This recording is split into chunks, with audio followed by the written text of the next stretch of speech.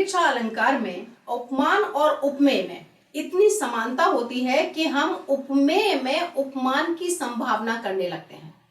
रूपक अलंकार में हम क्या करते हैं, अभेद हो जाता है, यानी उपमान और उपमेय को एक मानने लगते हैं, दोनों में भेद खत्म हो जाता है तो रूपक होता है।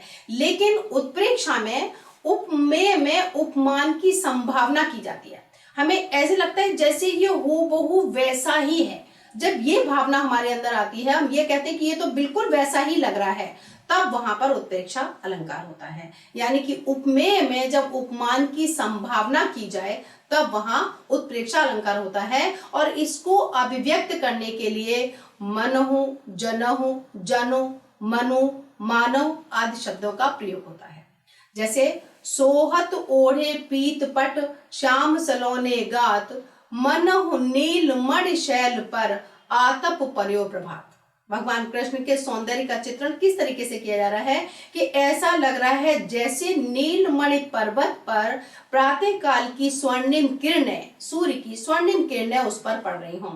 भगवान कृष्ण का रूप कैसा, सलोना रूप, नीलापन लिए हुए रंग है उनका, और उन्होंने पीला पीतांबर पहना है, तो उनका सौंदर्य कैसा लग रहा है, मानो, कैसा मानो, जैसे कि नीलमणि पर्वत पर प्रातः काल की सूर्य की किरणें पड़ रही हो, पीली रंग की किरणें पड़ रही हो। तो उनका सौंदर्य जो भर कर आ रहा है वो कृष्ण के सौंदर्य की कल्पना उसमें की जा रही है, संभावना व्यक्त की जा रही है। तो जहां संभावना व्यक्त की जाती है वहां पर रूपक नहीं होता, वहां उत्प्रेक्षा अलंकार होता है, क्योंकि वहां पर अभेद नहीं किया जा रहा, भेद न दिखा करके, अभेद न दिखा करके वहां संभावना, ये ऐसे लग रहा है मानो। जब हम इस तरीके की कल्पना करें तब वहां पर उत्प्रेक्षा अलंकार होगा। जैसे एक और हम उदाहरण लेते हैं, कहते हुए यूं उत्तरा के नैन जल से भर गए, हिम के कणों से पूर्ण मानो हो गए पंकज नए।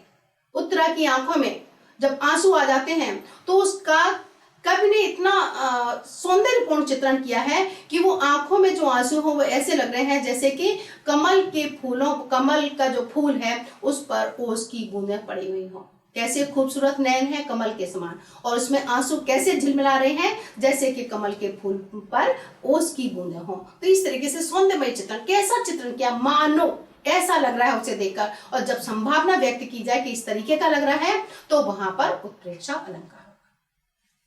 उत्प्रेक्षा में एक बात और ध्यान रखेंगे कि यहाँ पर उपमेय में उपमान की संभावना की जाती है। तो एक तरीके से अक्सर हम जब तुलना करते हैं तो हम किसी छोटी वस्तु की तुलना प्रसिद्ध वस्तु से करते हैं, लेकिन उत्प्रेक्षा में क्या है, उपेक्षा की जाती है, किसकी, उपमान की। जो प्रसिद्ध वस्तु है उसकी हम उपेक्षा कर देते हैं, यानी कि उसे उपमेय में उसकी संभावना करने लगते हैं, तब वहां पर उत्प्रेक्षा होता है। क्योंकि जहां उपमान की उपेक्षा कर दो मीन्स उसे थोड़ा सा हीन बताने की बात की जाए, उपमेय को अच्छा बताया जाए, तुलना में उसको हम ये अभिव्यक्त करें कि उपमेय ज्यादा अच्छा है उपमान की तुलना में, उसकी संभावना करने लग जाते हैं। तो यानी कि एक तरीके से उपमान की उपेक्षा होती है, इसलिए यहां पर अलंकार होता है उत्प्रेक्षा।